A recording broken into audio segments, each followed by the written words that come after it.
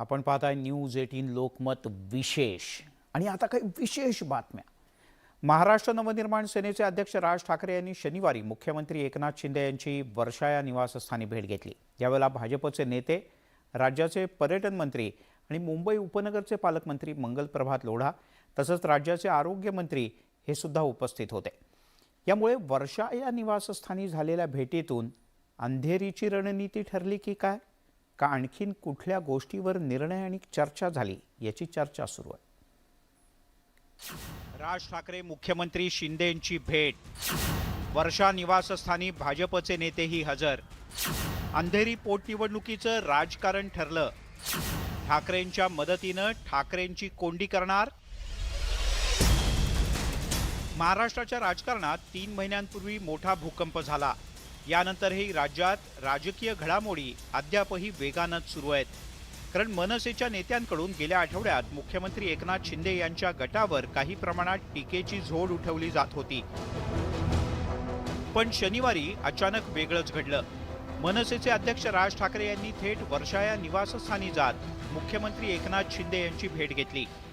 तब्बल तासभर झालेल्या या चर्चेत भाजपचे नेते आणि पर्यटन मंत्री मंगल प्रभात लोढा हे देखील उपस्थित होते। या भेटीत अंधेरीच्या पोटनिवडणुकी संदर्भात चर्चा झाल्याची शक्यता वर्तवली जाते। राज्यातली मोठी घडामोड आहे, त्यांच्या भेटीला वर्षावर गेलेले आहेत, कसं बघता आपण? मला कल्पना नाही कुठल्या विषयासाठी गेले, कारण आम्ही आज सकाळपासून ते नाशिकमध्ये आहोत। निश्चित काहीतरी महाराष्ट्राच्या इतरच विषय असेल।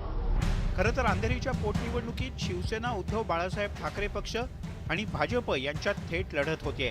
पण निवडणुकीत भाजपला शिंदेंचा असलेला भक्कम पाठिंबा पाहता राज ठाकरे यांचीही मदत झाली तर भाजपला निश्चित फायदा होऊ शकतो। आधी चिन्हाचा वाद, मग उमेदवाराचा वाद, यामुळे ठाकरेंच्या शिवसेनेला सहानुभूती मिळण्याचा अंदाज आहे। अशा वेळेला राज ठाकरे यांचा पाठिंबा भाजपसाठी हुकमी एक्का ठरू शकतो। हेच गणित जुळवण्याचा प्रयत्न सध्या शिंदे फडणवीस सरकारकडून केला जाण्याची शक्यता आहे। आज मुख्यमंत्र्यांच्या भेटीला वर्षा निवासस्थानी गेले, कसं बघता? काही नाही, ते नेहमीच जात असतात, त्यामुळे काही ते नवीन असं काही नाही। महाराष्ट्राच्या राजकारणात सध्या पडद्यामागे अनेक घडामोडी घडत आहेत। त्यातच राज ठाकरे यांनी सुद्धा 3 महिन्यातून तब्बल 3 वेळेला मुख्यमंत्र्यांशी चर्चा केली। यावेळेला भाजपचे नेते सुद्धा उपस्थित होते। त्यामुळे या भेटीच्या मागचं फलित काय हे लवकरच समोर येण्याची शक्यता आहे। Bureau report, news 18 Lokmat. तेव्हा राज ठाकरे यांच्या भेटीत निश्चितपणे काहीतरी ठरलं, पण ते तेवढंच राहिलं नाही तर राज ठाकरे यांच्या पाठोपाठ काँग्रेसचे सुद्धा 1 नाही 2 नाही तर 3 नेते आणि आमदार हे वर्षावर जाऊन मुख्यमंत्र्यांना भेटले। पाहूया काय झालंय ते। तिकडे बाळासाहेबांची शिवसेना पक्षासमोर नवा पेच निर्माण झालाय। कारण ढाल तलवार या चिन्हावर नांदेडच्या सचखंड गुरुद्वाराच्या माजी सदस्यांनी आक्षेप घेतलाय। ढाल तलवार ही धार्मिक निशाणी असल्याचा त्यांचा दावा आहे। पण त्याच वेळेला ठाण्यातल्या शीख बांधवांनी मात्र ढाल तलवारीला विरोध नसल्याचं म्हटलंय। आमची निशाणी कृपाण असल्याचं त्यांनी स्पष्ट केलंय।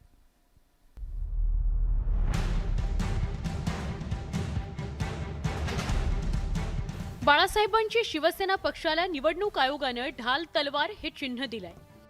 ऐतिहासिक आणि लढाईत वापरलं जाणारं ढाल तलवार हे चिन्ह मिळाल्यानं बाळासाहेबांची शिवसेना पक्षाचे शिवसैनिक आनंदात होते। मात्र नांदेडमधील सचखंड गुरुद्वाराच्या माजी सदस्यांनी ढाल तलवार या निशाणीवर आक्षेप घेतलाय। श्री गुरु गोविंद सिंग यांनी खालसा धर्माची स्थापना केली होती, त्यावेळी ढाल तलवार रक्षणासाठी अर्पण केली होती। शिखांच्या 5ही तख्तांवर दररोज ढाल तलवारीचं पूजन केलं जातं। ढाल तलवार ही निशाणी शिखांच्या धार्मिक आस्थेसोबत जोडली गेलेली आहे। त्यामुळे निवडणूक चिन्ह म्हणून ढाल तलवार द्यायला गुरुद्वारा बोर्डाचे माजी सदस्य सरदार रणजीत सिंग यांनी आक्षेप घेतलाय। माझा आक्षेप यामुळेच आहे की धार्मिक चिन्ह जेव्हा त्रिशूल असू शकते, तर गुरु गोविंद सिंगजी महाराजांनी खालसा पंथ स्थापनेच्या वेळेस तलवार आणि ढाल तलवार ही खालसा पंथाला दिलेली आहे। त्या ढाल तलवारची पूजा 5ही तख्तावर आमच्या होत असते, दररोज होते। त्यामुळं ज्याप्रमाणे त्रिशूलला या चिन्हांच्या यादीतून बाद ठरवण्यात आलं, बाजूला करण्यात आलं, त्याचप्रमाणे ढाल तलवार या निशाण्याला आपण बाजू करावं। ढाल तलवार हाती घेऊन बाळासाहेबांची शिवसेनेच्या शिवसैनिकांना आगामी निवडणुकीच्या रणांगणात उतरायचं होतं। निवडणूक आयोगानं हे चिन्ह दिल्यानंतर बाळासाहेबांची शिवसेना पक्षाकडून मोठ्या प्रमाणात बॅनरबाजी करून आनंद व्यक्त करण्यात आला. मात्र आता ढाल तलवार या चिन्हावर आक्षेप घेण्यात आल्यानं पक्षासमोर नवा तिढा निर्माण झालाय. हा वाद निवडणूक आयोगासमोर गेल्यास त्यावर भूमिका मांडू असं बाळासाहेबांच्या शिवसेना पक्षाकडून स्पष्ट करण्यात आलंय. कोणी ऑब्जेक्शन घेतलं का नाही घेतलं त्याच्यावर आम्हाला त्याचं उत्तर खरं म्हणजे हे निवडणूक आयोगच देऊ शकतो. पहिले कोणाला दिलेली आहे का आणि माझ्या माहितीप्रमाणे कोणाला दिलेली नाही, म्हणून आम्हाला त्यांनी ढाल तलवार दिली. या ढालीच्या पेक्षाही तलवारीच्या वारासमोर कोणी येऊन घाबरून काहीतरी तक्रार करण्याचा प्रयत्न कराल असेल तर इलेक्शन कमिशनर निश्चित याच्याबद्दल अंतिम निर्णय घेईल. शिवसेनेचे 2 गट झाले, नंतर दोन्ही गटांचे 2 पक्ष झाले. शिवसेना उद्धव बाळासाहेब ठाकरे या पक्षाला मशाल हे चिन्ह देण्यात आलंय. मात्र आधीच धनुष्यबाण हे चिन्ह मिळावं यासाठी शिवसेना उद्धव बाळासाहेब ठाकरे पक्षानं दिल्ली हायकोर्टात याचिका दाखल केलेली आहे. त्या याचिकेवर अद्याप सुनावणी झालेली नाही. एकीकडे शिवसेना उद्धव बाळासाहेब ठाकरे गटाला आधीचं चिन्ह हवंय, तर दुसरीकडे बाळासाहेबांची शिवसेना पक्षाच्या चिन्हावर आक्षेप घेण्यात आलाय. त्यामुळे आता निवडणूक चिन्हांचा वाद कधी मिटणार याकडे दोन्ही पक्षाच्या शिवसैनिकांचं लक्ष लागलंय. नांदेडहून मुजीब शेख आणि औरंगाबादहून सिद्धार्थ गोदामसह ब्युरो रिपोर्ट, न्यूज 18 लोकमत. वळूयात पुढच्या बातमीकडे. प्राध्यापक हरी नरके यांची फेसबुक पोस्ट वादात अडकली आणि त्याचं कारणही तसंच आहे. डॉक्टर APJ अब्दुल कलाम यांनी कोणता शोध लावला, कलाम यांचा वाचनाशी काय संबंध, असे अनेक प्रश्न हरी नरके यांनी उपस्थित केले आणि यावरून मोठ्या वादाला सुरुवात झाली आहे. प्रामुख्यानं सोशल मीडियात याचे तीव्र पडसाद उमटत आहेत. शास्त्रज्ञांनी सुद्धा हरी नरके यांच्या पोस्टवर तीव्र आक्षेप घेतलाय.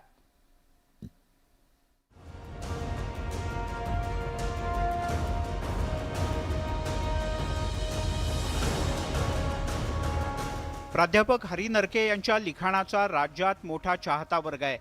त्यांची भाषणंही मोठ्या प्रमाणात ऐकली जातात. मात्र त्यांनी केलेली फेसबुक पोस्ट वादाच्या भोवऱ्यात अडकली आहे. माजी राष्ट्रपती डॉक्टर APJ अब्दुल कलाम यांच्यावर हरी नरके यांनी प्रश्नचिन्ह उपस्थित केलंय. फेसबुक पोस्टमध्ये हरी नरके यांनी काही मुद्दे उपस्थित केलेत. कलामांचा वाचनाशी संबंध काय, असा प्रश्न त्यांनी उपस्थित केला. विभूतीपूजा किंवा दैवतीकरण या मध्यम वर्गाच्या लाडक्या गोष्टी आहेत. एखादी व्यक्ती जर हिंदुत्ववादी असेल तर त्या सुमार किंवा B दर्जाच्या व्यक्तीचा विशेष प्रावीण्य गटात समावेश करतात. त्याच्या आरत्या ओवाळायला मध्यम वर्गाला फार आवडतं. APJ अब्दुल कलाम हे एक इंजिनियर होते. त्यांना या मंडळींनी शास्त्रज्ञ घोषित करून टाकलं. मला सांगा, कलाम यांनी असा कोणता शोध लावला? मिसाईल बनवणं हे संशोधन नाही, ते मशीन आहे. हे म्हणजे चहा विकणारा माणूस हाच चहाचा संशोधक असल्याचा ढोल पिटणे आहे. कलाम यांचा जन्मदिवस वाचन प्रेरणा दिवस का? किती ग्रंथसंग्रह होता कलामांचा? कोणती पुस्तकं त्यांनी वाचली होती? ग्रंथसंस्कृती, वाचन संस्कृती यांच्या विकासाला कोणता हातभार त्यांनी लावला? हे प्रश्न नरके यांनी उपस्थित केलेत. माणूस मुस्लिम असून शंकराचार्यांच्या पुढे लोटांगण घालत होता, याकडे त्यांनी लक्ष वेधलं. या पलीकडे कलाम यांचं कला, साहित्य, संस्कृती, वाचन, ग्रंथजगत यामध्ये योगदान काय, असा प्रश्नही त्यांनी उपस्थित केला. हिंदुत्ववाद्यांचे ते डार्लिंग होते, म्हणून त्यांना भारतरत्न आणि राष्ट्रपतीपद दिले गेले, असा दावाही हरी नरके यांनी राष्ट्रपती म्हणून त्यांचं देशाला विशेष योगदान काय, असाही प्रश्न या पोस्टच्या माध्यमातून उपस्थित केलाय.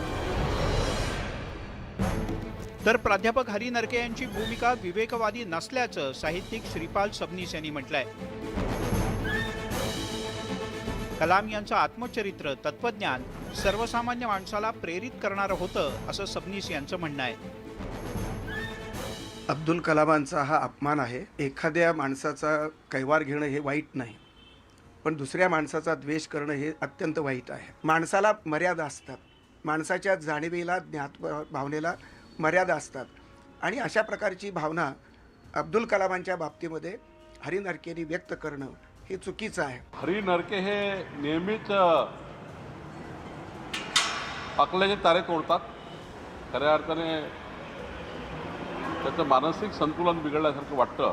त्यांना सुद्धा कुठल्याही गोष्टीचा अभ्यास नाही आहे आणि असं विधान करणं म्हणजे सूर्याला दिवा दाखवण्यासारखं आहे. एपीजे अब्दुल कलाम हे इंजिनियर होते, मात्र त्यांना शास्त्रज्ञ घोषित करून टाकण्यात आलं अशी पोस्ट हरी नरके यांनी केली. त्यावर शास्त्रज्ञांनी परखड शब्दात मतं व्यक्त केली आहेत. प्राध्यापक हरी नरके यांनी एपीजे अब्दुल कलाम यांच्यावर उपस्थित केलेल्या प्रश्नांवरून सोशल मीडियात नव्या लढाईला तोंड फुटलंय. त्यामुळे हा वाद लवकर शमणार नसल्याचं स्पष्ट होत आहे. Bureau report, news 18 Lokmat.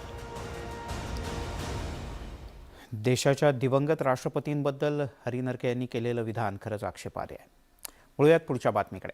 राज्य सरकारला मोठा दिलासा मिळाला आहे, कारण प्राध्यापक GN साईबाबा यांच्या निर्दोष मुक्ततेच्या निर्णयाला सर्वोच्च न्यायालयानं स्थगिती दिली आहे. राज्य सरकारच्या याचिकेवर न्यायालयानं हा निर्णय दिला. माओवादी चळवळीत सक्रिय असल्याचा आरोप असलेले प्राध्यापक साईबाबा आणि त्यांचे सहकारी सध्या नागपूरच्या कारागृहात आहेत. नागपूर खंडपीठानं GN साईबाबाची निर्दोष मुक्तता करण्याचा निर्णय घेतल्यानंतर राज्य सरकारला धक्का बसला होता. त्यामुळे राज्य सरकारनं तातडीनं सर्वोच्च न्यायालयात धाव घेतली. यावर सुनावणी करताना सुप्रीम कोर्टानं हायकोर्टाच्या निर्णयावर ताशेरेही ओढले. निर्णयात त्रुटी असल्याचं म्हटलं. तसंच आरोपींची मुक्तता करताना गुणवत्तेच्या आधारे निर्णय घेण्यात आला नाही असंही सर्वोच्च न्यायालयानं स्पष्ट केलं. 22 ऑगस्ट 2013 रोजी बंदी घातलेल्या रेव्होल्युशनरी डेमोक्रॅटिक फ्रंटचे काही सदस्य नक्षलवादी नर्मदाक्काला भेटण्यासाठी जात असल्याची गुप्त माहिती पोलिसांना मिळाली. त्या आधारे पोलिसांनी बल्लारशाह रेल्वे स्थानकावरून हेम केशवदत्त मिश्रा, अल्मोडा महेश तिर्की, पांडू नरोटे यांना अटक केली. प्रशांत राही नारायण आणि विजय तिर्कीला 2 सप्टेंबर 2013 रोजी अहेरीतून अटक करण्यात आली. त्यांच्याकडून मिळालेल्या माहितीच्या आधारे 9 मे 2014 रोजी प्राध्यापक साईबाबाला दिल्लीत अटक करण्यात आली होती. सुरुवातीला हा खटला गडचिरोलीच्या जिल्हा सत्र न्यायालयात चालवला गेला. यात सर्व आरोपींना जन्मठेपेची शिक्षा सुनावण्यात आली. यानंतर हा खटला मुंबई उच्च न्यायालयाच्या नागपूर खंडपीठाकडे वर्ग करण्यात आला. UAPA कायद्याअंतर्गत आरोपींवर खटला चालवण्याची परवानगी बेकायदा असल्याचं नमूद करत न्यायालयानं साईबाबा आणि इतर आरोपींची निर्दोष सुटका केली होती. मागील 5 वर्षापासून साईबाबा आतमध्ये आहे आणि पूर्ण टीम त्यांची आतमध्ये आहे. ज्यात जे एलिगेशन्स होते ते काही नाही, पण कॉन्स्पिरसी एवढंच त्यांनी दाखवलेलं आहे. त्याच्यात काही त्यांच्या व्यतिरिक्त काहीच नव्हतं आणि या बेसिसवर कोर्टाने पण चांगले प्रकारे त्यांनी एव्हिडन्सला कन्सिडर करून त्यांनी आम्हाला जस्टिस दिला आहे. ज्या पुराव्याच्या आधारावर सरकारी पक्षानं ही केस उभी केली ते फेटाळून लावत केवळ तांत्रिक मुद्द्यांवर आरोपींना निर्दोष म्हणून सोडणं हा राज्य सरकारसाठी धक्का होता. त्यामुळे सरकारनं ताबडतोब सर्वोच्च न्यायालयात धाव घेतली. विशेष खंडपीठापुढे झालेल्या सुनावणीत राज्य सरकारची बाजू ऐकून घेत नागपूर खंडपीठाच्या आदेशाला सर्वोच्च न्यायालयाने स्थगिती दिली. राज्य सरकारनं या निर्णयाचं स्वागत केलंय. सर्वोच्च न्यायालयाचे देखील आभार आहेत की त्यांनी तात्काळ बेंच गठीत केला आणि त्या बेंचनं आज हा ऑर्डर सस्पेंड केलेला आहे. त्याच्यामुळे निश्चितपणे आता पुढची कायदेशीर लढाई आम्ही लढू. पण आज किमान जे आमचे पोलीस नक्षलवाद्यांशी लढताना शहीद झाले त्यांच्या कुटुंबियांना दिलासा देणारा हा निर्णय. सुप्रीम कोर्टाच्या आदेशानं राज्य सरकारला मोठा दिलासा मिळाला. मात्र सरकारची लढाई अजून संपलेली नाही. आगामी काळात कोर्टातली लढाई निर्णायक असणार आहे. तुषार कोहळे, न्यूज 18 लोकमत, नागपूर. वळूयात पुढच्या बातमीकडे. बातमी विशेष आहे, कारण इशारा देणारी व्यक्तीसुद्धा विशेष आहे आणि इशारासुद्धा. राज्याचे उपमुख्यमंत्री आणि गृहमंत्री देवेंद्र फडणवीस यांनी भ्रष्ट अधिकारी आणि मुजोर माफियांना सज्जड दम दिलाय. हे पैसे खाणारं सरकार नाही. जर कोणी पैसे खाल्ले तर त्याला सोडणार नाही, तुरुंगात टाकू, असं स्पष्टपणे जाहीरपणे बजावलंय देवेंद्र फडणवीस यांनी. त्याच वेळेला त्यांना महाविकास आघाडी सरकारमधल्या स्थगितीच्या निर्णयावर सुद्धा त्यांनी जोरदार हल्ला चढवला. फडणवीस यांना भ्रष्टाचाराच्या विरोधात कसं रणशिंग फुंकायचंय जाणून घेऊयात एक खास रिपोर्ट. पैसे खाणाऱ्या अधिकाऱ्यांना सोडणार नाही. उपमुख्यमंत्र्यांचा भ्रष्ट अधिकाऱ्यांना सज्जड दम. धोरणांनाही माहित होतं मी पुन्हा येईन. फडणवीसांचा विरोधकांना जोरदार टोला.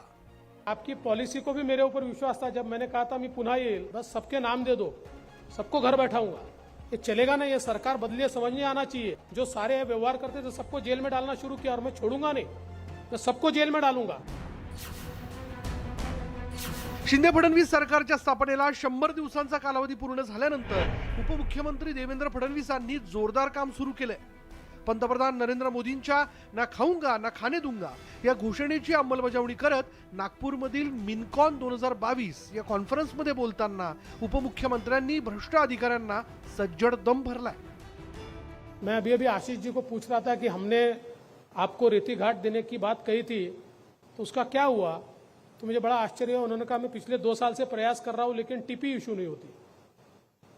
तो ये तो बड़ी आश्चर्य की बात है। अगर एमएसएमसी को नहीं मिलती है तो ये तो ऐसे जितने अधिकारी हैं उनको घर पे ही बैठाना पड़ेगा। अगर हमारे सरकार के उपक्रम को कोई यहाँ पर जो जीआर हमने निकाला उसका पालन नहीं होता होगा, आशीष जी आप तो पुराने अनुभवी, हमने साथ में काम किया है, आप चुप बैठने वालों में से नहीं है, तो आप क्यों चुप बैठे हो? बस सबके नाम दे दो, सबको घर बैठाऊंगा।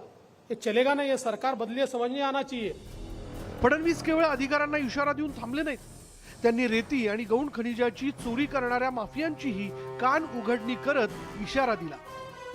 मैं सबको जेल में डालूंगा, क्योंकि इस प्रकार से अगर हमारे एनवायरमेंट को पूरे तरीके से खराब करते हुए हमारी नदियों को खोद खोद कर और एक नया पैसा सरकार को न देते हुए इस प्रकार का व्यवहार होता होगा तो वो लोग भी सुन ले, उन्होंने आज तक क्या किया है वो किया है, इसके बाद करेंगे तो छोड़ूंगा नहीं, उनके ऊपर कार्रवाई होगी और पुलिस की कार्रवाई भी होगी, ये उन्होंने ध्यान में रखना चाहिए।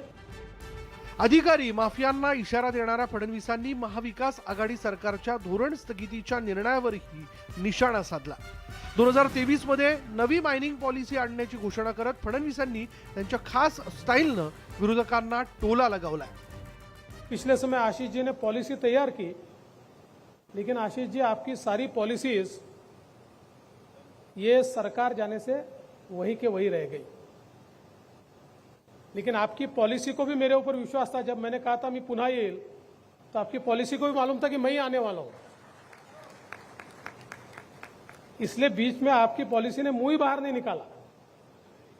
अब आप चिंता मत करिए, आपने जो नई माइनिंग पॉलिसी तैयार की है वो आप कब तक सबमिट करेंगे?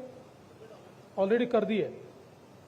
हर्षदीप जी, हम जनवरी से पहले इसको कर लेंगे। 26 जनवरी बोलता हूं, बिफोर 26 जनवरी हम नई माइनिंग पॉलिसी को मान्यता देंगे। एकंदरीतच राज्यात राजकीय गोंधळ सुरू असतानाच दुसरीकडे उपमुख्यमंत्री देवेंद्र फडणवीसांनी कामाचा वेग वाढवल्याचं पाहायला मिळतंय। त्यामुळे आता उपमुख्यमंत्र्यांनी भ्रष्टाचाराविरोधात रणशिंग फुंकल्यानंतर तरी भ्रष्ट अधिकारी आणि माफियांची मुजोरी थांबते का हे पाहणं महत्त्वाचं ठरणार आहे। नागपूरहून तुषार कोहळेसह ब्युरो रिपोर्ट, न्यूज 18 लोकमत। आता न्यूज 18 लोकमत विशेष। बाळासाहेबांची शिवसेना या पक्षाला ढाल तलवार हे चिन्ह मिळालं। या चिन्हावर आगामी काळात बाळासाहेबांची शिवसेना हा पक्ष लढणार आहे। पण या चिन्हावर शिवसेना प्रमुख बाळासाहेब ठाकरे यांच्या एका शिवसैनिकानं 1995 मध्ये अपक्ष लढून विजय मिळवला होता।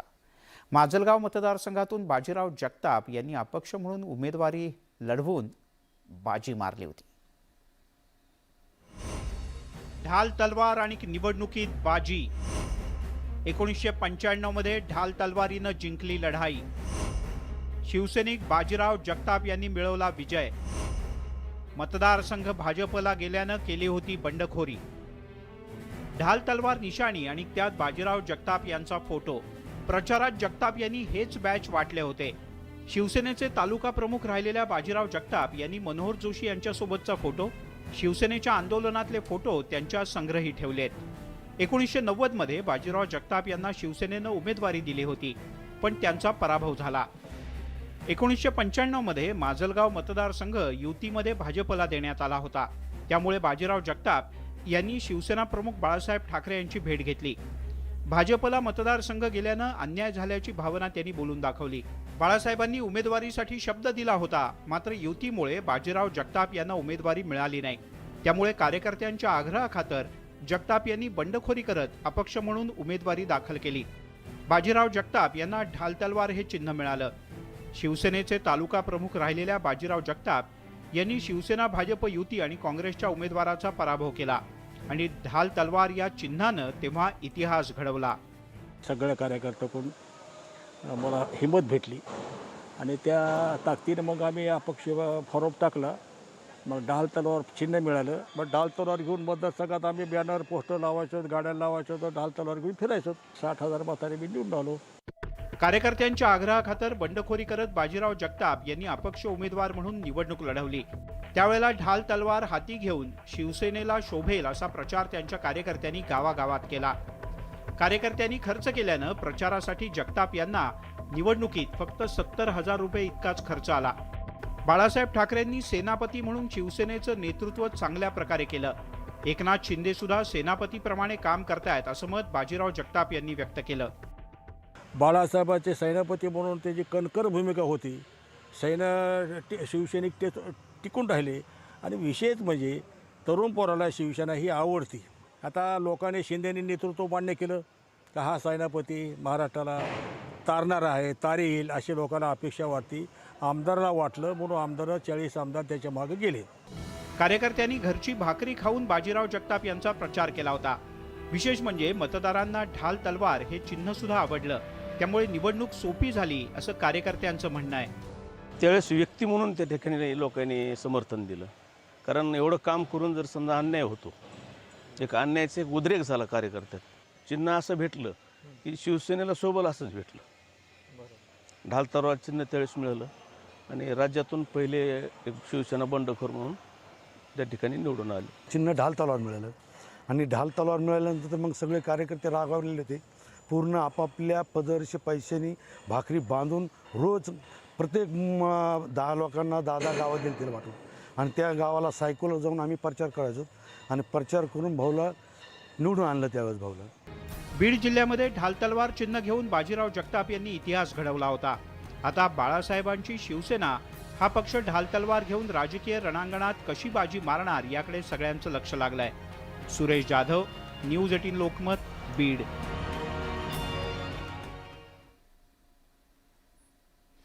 शिवसेनेतील 2 गटांनी वेगवेगळी ओळख मिळवल्यानंतर आता शिवसेना उद्धव बाळासाहेब ठाकरे आणि बाळासाहेबांची शिवसेना या 2 पक्षांमधला संघर्ष वाढल्याचं दिसतंय.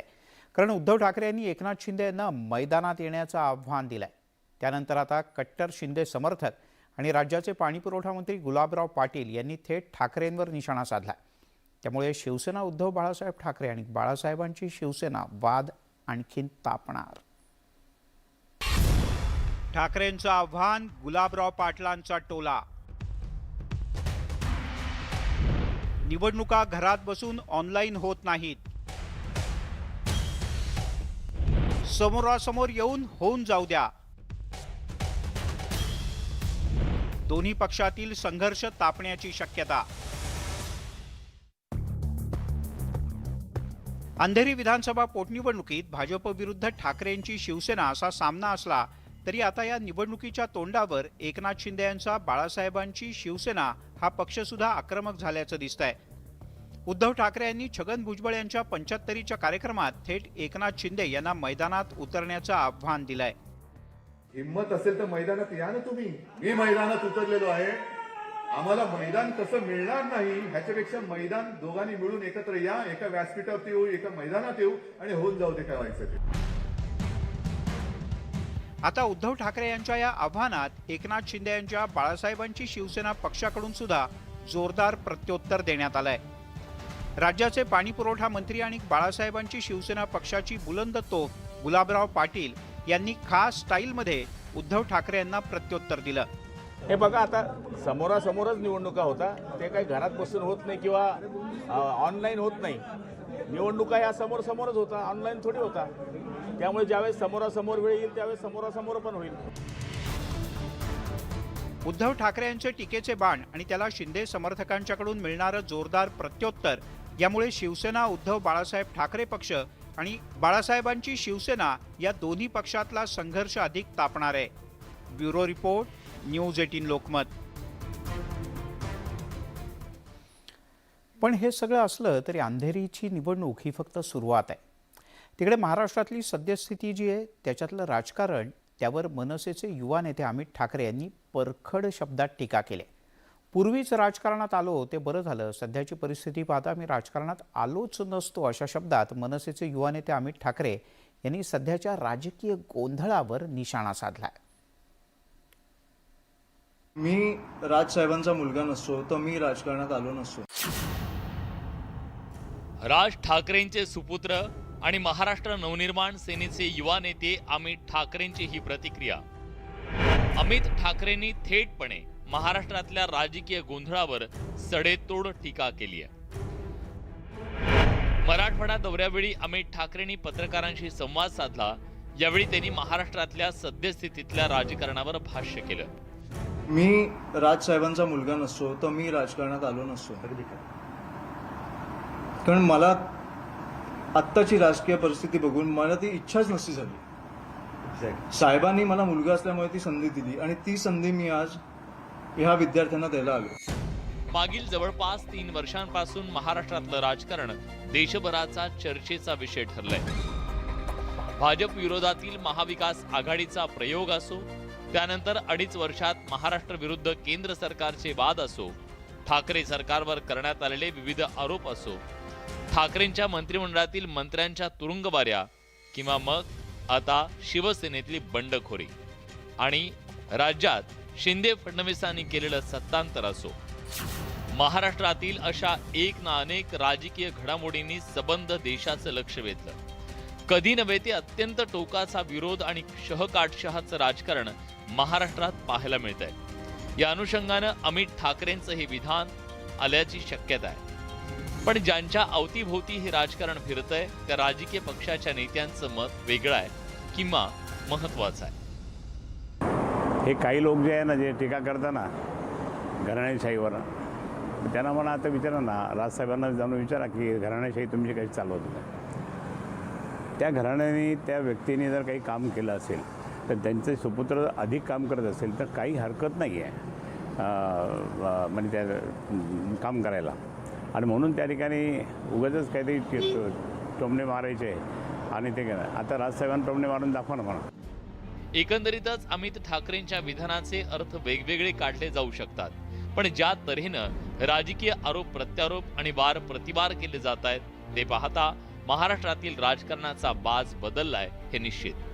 आता फक्त राजकारणापायी महाराष्ट्राच्या राजकीय सभ्यतेला गालबोट लागू नये याची काळजी प्रत्येकानं घेणं गरजेचं आहे. Bureau report, news 18 Lokmat. तिकडे जिल्हा परिषदेत बहुमत असतानाही काँग्रेसला त्यांचे सदस्य सहलीवर पाठवण्याची वेळ आली. 17 ऑक्टोबरला नागपूरच्या जिल्हा परिषदेच्या अध्यक्षपदाची निवडणूक आहे. पण राज्यात नुकताच झालेला शिंदे पॅटर्न आणि ऑपरेशन लोटस याचा धसकाच काँग्रेसनं घेतलाय.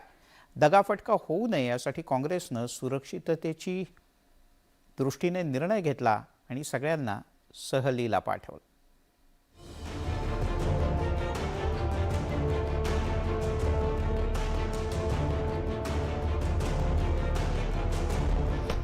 काँग्रेसचे जिल्हा परिषदेचे सदस्य सहलीसाठी रवाना झाले.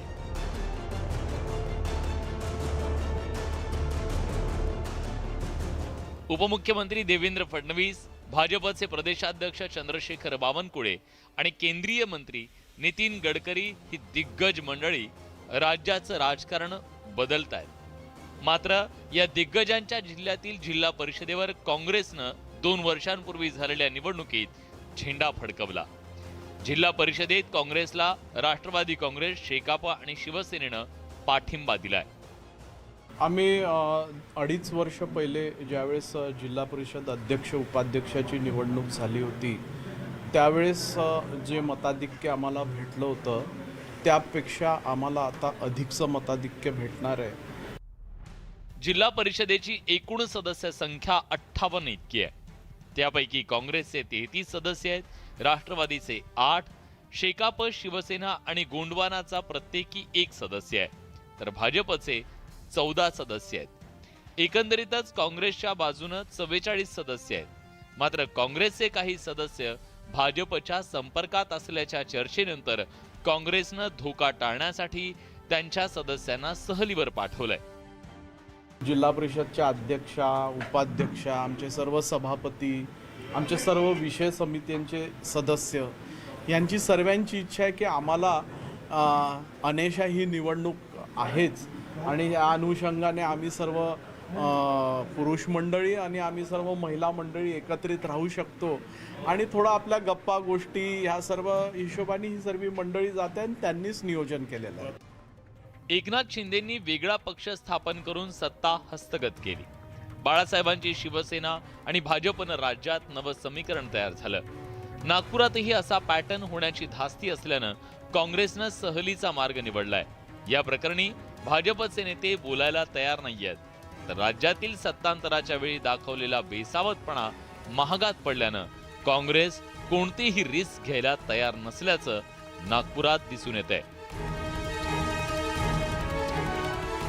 नागपूर जिल्हा परिषदच्या अध्यक्षपदाच्या निवडणुकीवरून नागपूरच्या सोशल मीडियामध्ये सत्तेचा शिंदे पॅटर्न व ऑपरेशन लोटसची चर्चा रंगली आहे. मात्र या निवडणुकीच्या पार्श्वभूमीवर काँग्रेस नेत्यांनी आधीच मोर्चे बांधणी करून आपली तटबंदी मजबूत केली आहे. त्यामुळे 17 तारखेला होणाऱ्या या निवडणुकीमध्ये अध्यक्षपदाची माळ कोणाच्या गळ्यामध्ये पडते याकडे सर्वांचं लक्ष असणार आहे.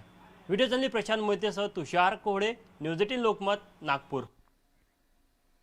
साधारणपणे माहिती तंत्रज्ञानाचा सगळ्यांनाच काही ना काही फायदा होतो, मात्र त्याचे काही दुष्परिणाम आहेत बरं. अगदी जीवही जाऊ शकतो. पुण्यात सेक्सटॉर्शनमुळे 2 तरुणांनी आत्महत्या केल्या आणि धक्कादायक बाब म्हणजे वर्षभरात सायबर सेलकडे सेक्सटॉर्शनचे सुमारे 1,500 अर्ज आलेत. पाहूयात एक खास रिपोर्ट. पुणे शहराच्या भोवती सेक्सटॉर्शनचा फास आवळत चाललाय, कारण सेक्सटॉर्शनच्या माध्यमातून खंडणीची मागणी केली जाते आणि त्याला कंटाळून 4 दिवसात 2 तरुणांनी आत्महत्या केली आहे. अमोल गायकवाड आणि शंतनू वाडकर या दोघांनी खंडणीला कंटाळून आणि बदनामीच्या भीतीनं आपलं जीवन संपवलं. आत्महत्येस प्रवृत्त करणे, खंडणी आणि IT ॲक्टनुसार गुन्हा दाखल केलेला आहे. गुन्हा दाखल केलेला असून गुन्ह्याचा तपास योग्य पद्धतीने सुरू आहे. पुणे पोलीस आणि आमच्यातर्फे जनतेला एकच आव्हान आहे, अशा प्रकारचे अनोळखी व्हॉट्सॲपवर जर मेसेज येत असतील तर कृपा करून कोणीही त्यामध्ये चॅटिंग करू नये आणि जर असं काही असेल तर लगेचच पोलिसांना कळवावं, जेणेकरून आपण त्यांना पकडण्यात यशस्वी होऊ. भाऊच गमावला. आम्ही घरामध्ये 3 जण होतो, आई, मी आणि भाऊ. आणि नेमकं आता वडीलही जाऊन 1 वर्ष झाले आणि त्यानंतर असं झालं, म्हणजे भाऊ गेला आमचा फक्त त्या एकदम छोट्या कारणामुळे गेला. का तर त्याला भीती वाटली की माझा व्हिडिओ असा सगळ्यांनी पाहिला तर त्यांनी माझ्या आईवरती किंवा घरावरती काय इम्पॅक्ट पडेल, त्या भीतीने त्यांनी ते कृत्य केलं. सेक्सटॉर्शनच्या प्रकारात सध्या मोठी वाढ झाली आहे. एखाद्या सुंदर मुलीकडून फेसबुकची रिक्वेस्ट पाठवली जाते. ती स्वीकारल्यानंतर लगेचच तिच्याकडून मेसेज येत राहतात. एवढंच नाही तर व्हिडिओ कॉल करण्याची मागणी होते. व्हॉट्सॲप नंबर सुद्धा दिला जातो. यानंतर व्हिडिओ कॉल होतो. यावेळेला ही मुलगी चक्क नग्न असते. तरुण सुद्धा याला मोहून जात व्हिडिओ कॉलवर बोलत राहतात. पण त्यानंतर मुलीकडून हा कॉल रेकॉर्ड केला जातो आणि हा व्हिडिओ कॉल व्हायरल करण्याची धमकी देत पैसे वसूल करण्यात येतात. पोलिसांकडे आलेल्या अर्जाच्या संख्येवरून या गुन्ह्यांची व्याप्ती लक्षात येते. सध्या पुण्यामध्ये आमच्या सायबर सेलकडे सेक्सटॉर्शनचे साधारण या वर्षामध्ये 1200 अर्ज आलेले आहेत. सायबर सेलकडे 1 गुन्हा दाखल आहे सेक्सटॉर्शन संदर्भातला. त्याच्यामध्ये आपण चौकशी आणि तपास चालू आहे. दिवसभरात व्हॉट्सॲप आणि फेसबुकवर शेकडो मेसेज येत असतात आणि तिथेच सावध राहण्याची गरज आहे. अनेक अनोळखी लोकांच्या फ्रेंड रिक्वेस्ट सुद्धा आलेल्या असतात. ज्यांची फेसबुकची सिक्युरिटी वीक आहे अशांना अनेकदा टार्गेट केलं जातं. त्यामुळे फेसबुकची सुरक्षा वाढवली पाहिजे. एवढंच नाही तर अनोळखी फ्रेंड रिक्वेस्ट स्वीकारण्याचं टाळा. अनोळखी नंबरवरून मेसेज आला तर त्याची खातरजमा करूनच रिप्लाय करा.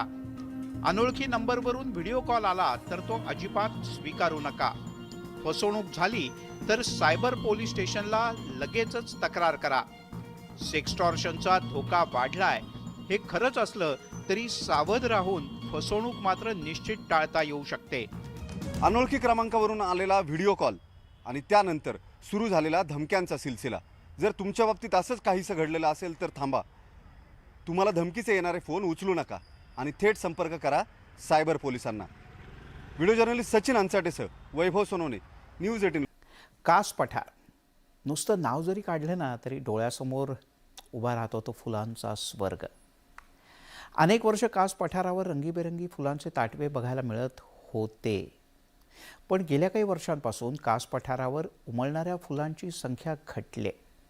वाढतं प्रदूषण हे या फुलांच्या मुळावर उठलंय की काय, का हवामान बदलाचा फटका बसतोय?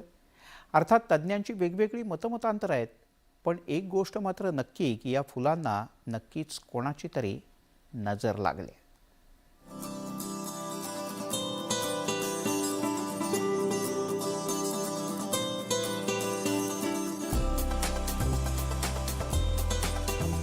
कास पठार म्हणलं की या पठारावर बहरणारी रंगबेरंगी फुलं आपल्या डोळ्यासमोर उभं राहतात.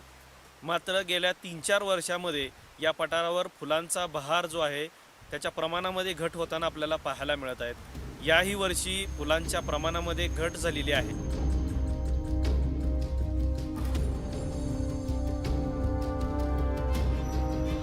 कास पठाराला लागली कुणाची नजर?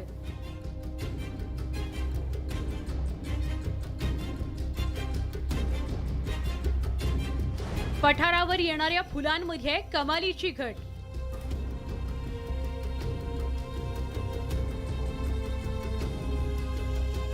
फुलांसह पठारांच्या जीवावर उठलंय कोण?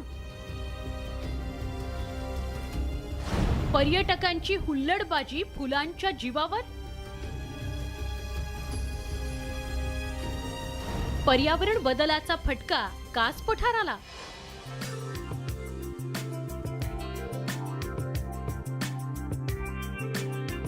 धुक्यात हरवलेलं हे कास पठार.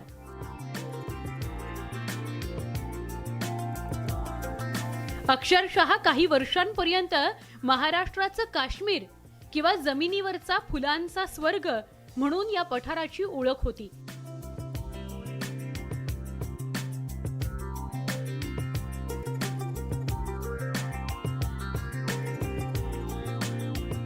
अनेक रंगीबेरंगी फुलांमुळे पर्यटकांची पावलं कासकडे वळू लागली.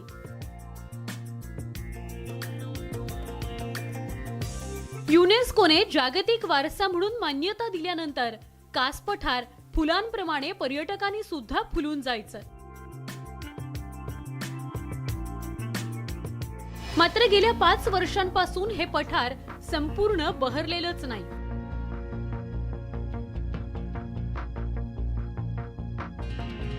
कास पठाराची फुलं हे मान्सून कधी येतोय आणि त्याचा कमी जास्तपणा, ऊन, ह्या सगळ्या क्लायमॅटिक फॅक्टरवर त्याचं अवलंबून आहे. तर हा एक त्यामधला भाग आहे. दुसरं म्हणजे कास पठारावरती जी चराई आहे, गुरंचराई, ती कमी झालेली आहे.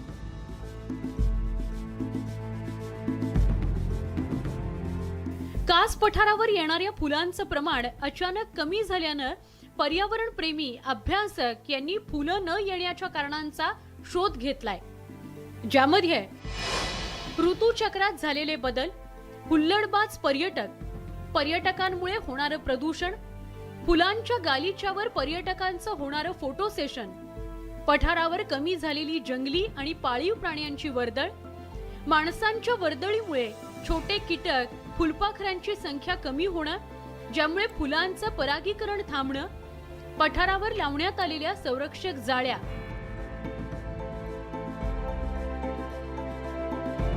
कास पठारावर लावण्यात आलेल्या या संरक्षक जाळ्या सुद्धा वादाच्या भोवऱ्यात सापडल्यात.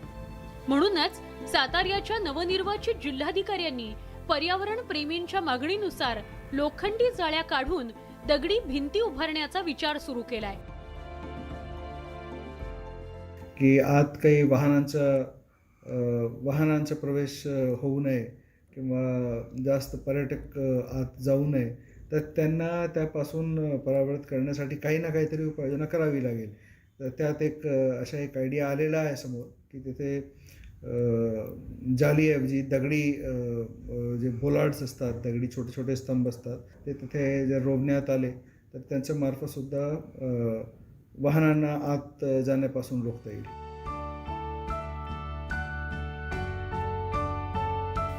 कास पठारावर पर्यटकांमुळे होणारं प्रदूषण रोखण्याकरता राज्य सरकारच्या वतीनं इलेक्ट्रिक बस सुरू करण्यात आली. मात्र रुसलेलं कास पठार पुन्हा जोमानं बहरण्यासाठी अनेक प्रयत्न करावे लागणार आहेत.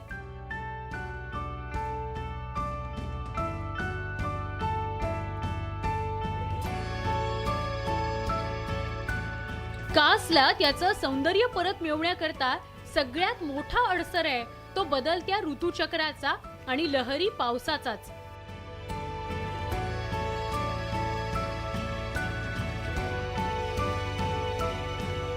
किरण मोहितेसह bureau report, news 18 Lokmat, Satara.